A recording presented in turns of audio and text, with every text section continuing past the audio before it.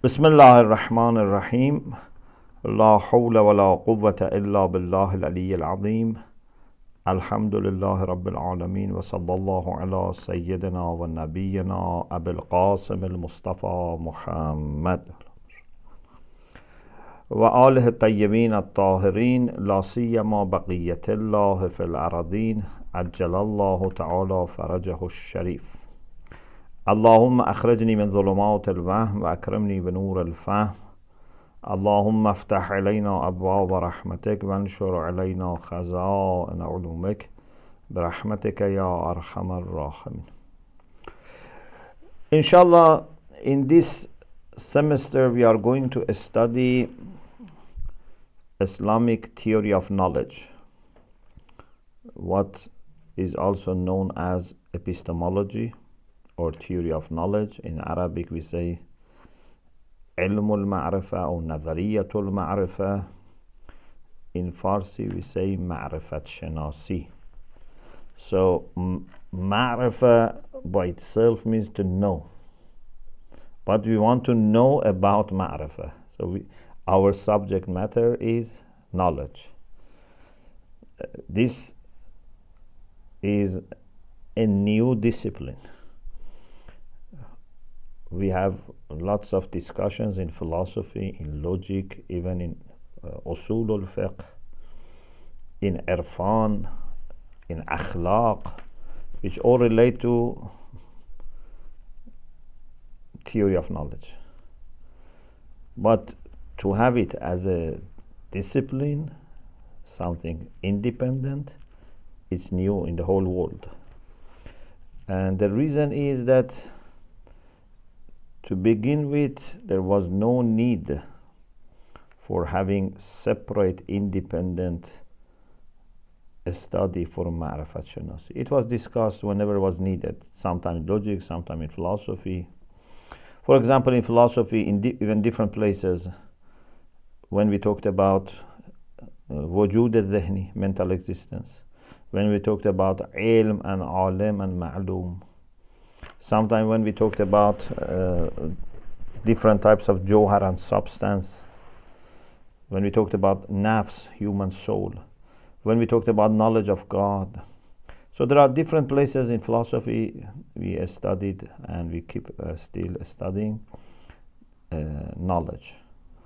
But then, because there were more questions about knowledge, and some philosophers and thinkers after the Enlightenment especially started questioning some of the foundations of knowledge, and we have a kind of revival of the ideas of Sufis who were denying the world or denying the ability of human beings to discover the world.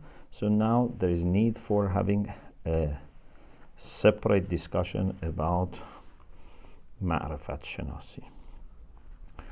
Inshallah, what we are going to do is to study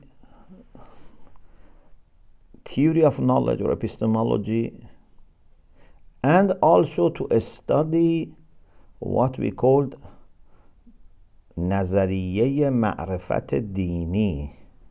We are going to see how we can have a specific theory of knowledge for understanding religious facts.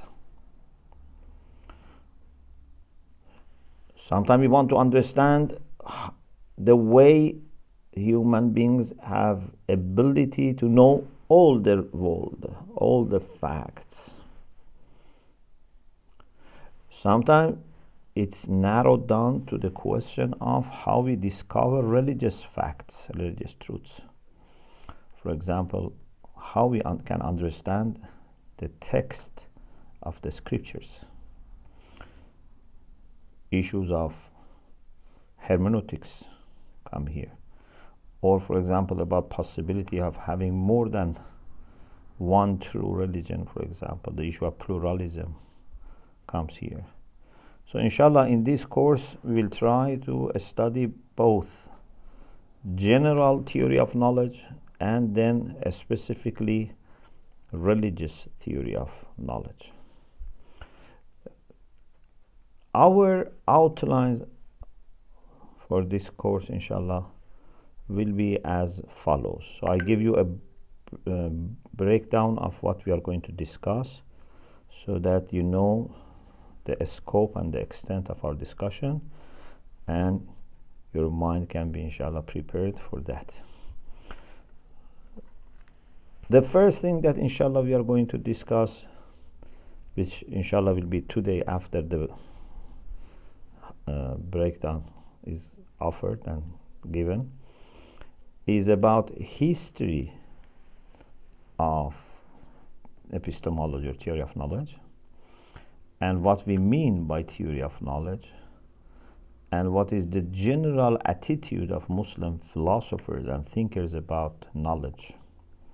Is it possible to know? Is it possible to build the palace of knowledge, the castle of knowledge, or we cannot build anything? We would remain always in doubts.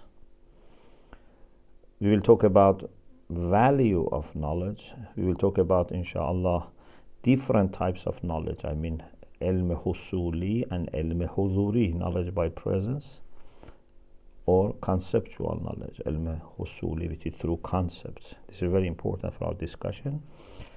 We will talk about some of the characteristics of knowledge by presence. So these are the things that inshallah we will study in lesson 1. Lesson 2 is about the relation between value of knowledge. What we mean by value, like being true or false, and ilm husuli, conceptual knowledge. We will see that ilm husuli can be tasawwur and tasdiq. Sometimes ilm husuli is without affirming anything. It's just a notion, a conception, tasawwur. Sometimes it comes with tasdiq, affirmation. Can be positive, can be negative. It can be mujabeh, it can be salibeh, but even in salibeh, you are making a judgment. There is hukm. In tasawwur, there is no hukm. We are not making any judgment. So we will talk about different types of conception of tasawwur, about universal concepts, mafahim kulli, inshallah, we will talk. Lesson 3, we will talk about different types of qadiyya, because we want to talk about propositions, not just tasawwurat only. So what are different types of propositions? What is the reality of sidq or truth? And we try to give a definition of truth and falsehood. Lesson 4 will be about foundationalism. There are different theories about truth. Nazariyat or sidq, there are different. The main ones are 3. One is foundationalism, which is the idea of Muslim philosophers and many other philosophers who believe that we can establish truth and then build upon our established truth other truth. So we start with badihiyat, self-evident propositions, and then built upon them nazariyat, then other nazariyat, other speculative types of knowledge will be built on them. So little by little we go forward. For example, now we have such expanded and extended discipline as philosophy, but it all goes back to some basic propositions like aslul illiyya, aslu imtina' at-tanaqud, etc. So we should talk about these things, inshallah. So foundationalism and the criteria that they have for truth. We will talk about positivists and what they think. Positivists, they believe that only things that can be empirically tested and verified have truth value, and the rest have no truth value, they're false. And then neo-positivists say not only they have no truth value, they have no meaning and they are absurd, like metaphysics, for example, or theology. Then we will talk about people who believe in coherence theory. According to them, truth is not to be checked against a reality outside. Truth is a matter of being coherent, not to suffer from internal contradiction, not to be inconsistent, to be consistent. The fifth lesson will be then about religious knowledge and how in religious knowledge we establish truth and how religious knowledge can be true. We will talk about what should be done when there is conflict, or seemingly there is conflict between some religious knowledge and some non-religious knowledge. For example, if it seems to us that there is a conflict between science and religion, what should we do? There are also things that teaching in some religions that might look against reason. So what should we do about them? We will inshallah mention some examples of conflict between aql and revelation that may seem to people or may exist in some religions, but you would see that true religion, true revelation, and true judgment of aql would never conflict with each other. The sixth lesson is about theories that explain the way a text can be interpreted. We'll talk about hermeneutics. Some people say that not only it's not easy to interpret, but maybe it's almost impossible. You read your mind when you are interpreting text of someone else. At least you are reading your mind and the text. It's a combination of your own ideas and theories, and you load them on the text as if the text doesn't have anything to say. It's absolutely us that we give meaning to the text. We'll talk about these theories of hermeneutics. There is classic, there is romantic. Then lesson 7, again about other types of hermeneutics, like philosophical hermeneutics. We'll talk about also why there are differences in understanding and interpreting scripture.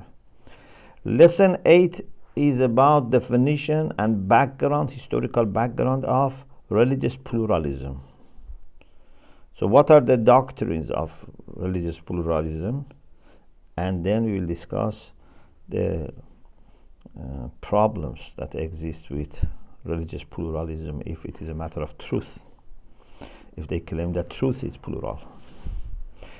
Lesson 9 is about relation between Islam and other religions. Is only one religion true, or there can be more than one religion true, and what we mean by being true means 100% true or not. So these are things that we will talk about, truth of religions. And we will talk also about the distinction that we have to make between truth and salvation, because we may say that when religions differ, only one religion is right, one religion is true. Yeah, religious fact is there, and one religion can correspond to that. But if someone has certain requirements and has failed to understand the best religion, then maybe we can say that this person would have salvation, not maybe truth, but salvation.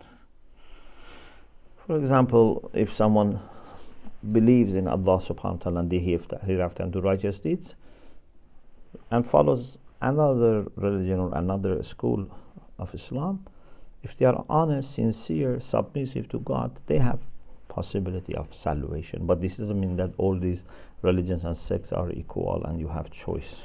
You have to always find the one which is closer to the truth. So we will talk about the issue of pluralism with respect to truth, with respect to salvation. We will also see whether it's possible to accept the idea of those people who say all religions are true or not. The next lesson, lesson 11, is about changes that may happen in rulings or in ahkam. Why there are changes? The issue of change, like naskh, abrogation, or change because of change of zaman or makan, time and space. This Imam Khomeini rahmatullah alayhi was emphasizing, especially towards the end of his life, that change of time and subject can bring different rulings. Something that in the past was haram, now with the change of time and space may have got different situation. And of course can be vice versa. Something which was halal now can become haram. Islamic Sharia is the same, but if the subject matter changes, then the rulings also that apply to subject matters would change. For example, the example that we are just now opening a little bit the discussion, but inshallah the main discussion comes later. For example, he had this idea that if playing chess is no longer a kind of gambling, people today don't gamble by playing chess, it is just a kind of sport, then maybe we can say now it is halal. Although we have hadith about prohibition of playing chess, but we may say that this was for the time that they used it as, for example, gambling. Islamic Sharia is the same, but certain rulings may change if the subject matter has changed. It's not change of Sharia. Suppose someone was a stranger to another person, they were non-mahram, they could not, touch or shake hand. But now they have conducted nikah and they become mahram. So the ruling has changed, or rulings actually, many rulings have changed, but not that Sharia has changed. No, because the subject has changed. Now is wife, now is husband. Before this was a stranger, or non-mahram, even if it was a relative, was non-mahram, a cousin, for example. So we will talk about these issues also. Then the 12th unit, the final one, is about change and development in religious knowledge. What does it mean? And we will talk about the idea of people who say there is no change, or those who think everything can be changed. We should find a balance. Which are the things that are principles and never change? Which are the things that are dependent and derivative and they may change? We will talk about relation between non-religious types of knowledge as well, and also whether it's possible that a religious, for example, knowledge is subordinate to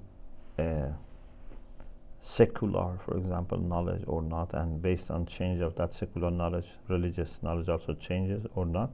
So these are some of the things that inshallah we are going to discuss. So I hope inshallah we get tawfiq to follow this outline. I have asked the brothers in Qom to send me some of the textbooks that are the best textbooks right now in the last few years. So